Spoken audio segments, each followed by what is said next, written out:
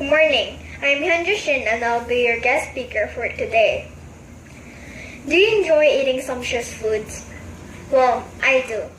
Imagine the foods that we devour today, such as hamburgers, salads, and pizza, will be different years later. In the year 2050, there will be about 9 billion people in the world. So, the big question is, what will be the food of the future? I'm here to talk about it. The first visible way of producing food in the future is genetically modified organism, also called GMO. GMO is an organism that has had its DNA altered and modified in some way through genetic engineering.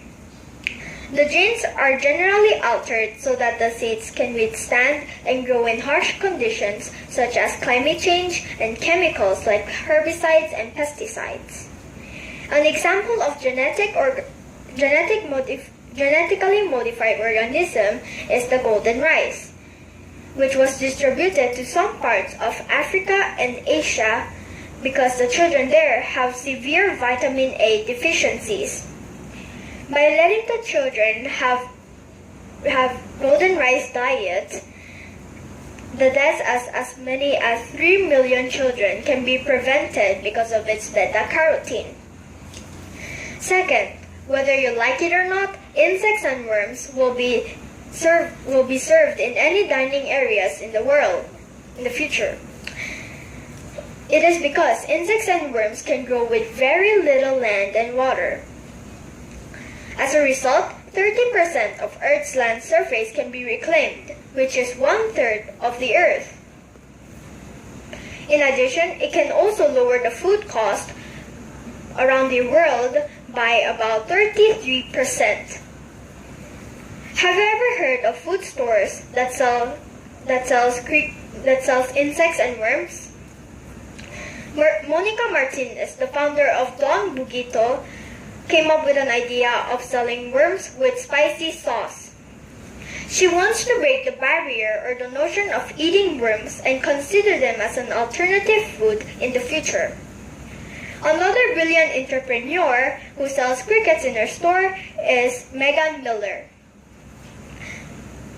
She owns the Beauty Food, wherein you can buy cricket cookies and pastries. She said that cricket flour is packed with nutrients, protein, healthy fats, vitamins, and minerals. Therefore, insects and worms can be the most efficient and highly sustainable form of protein in the planet. Besides, it doesn't carry any disease that is transmissible to human, and it reduces the greenhouse emission by 18%. Lastly, we have 3D printed food.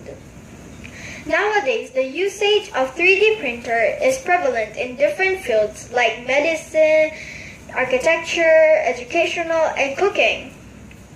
Chloe Roosevelt, a critical food designer, created the edible growth that was made by the 3D printer. At first, she thought the 3D printer was useless because her intention was to create something that was helpful, useful, and sustainable. Until she found the edible growth.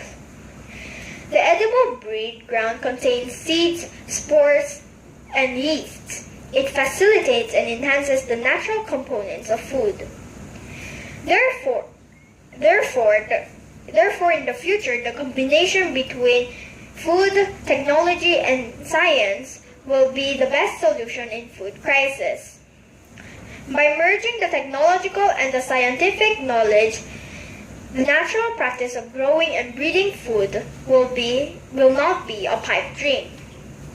To finish off, there are many alternative ways to feed 9 billion people in the future, such as GMO, insects, worms, and 3D printed food. All we have to do now is to prepare ourselves and to embrace these changes in our food system. Thank you.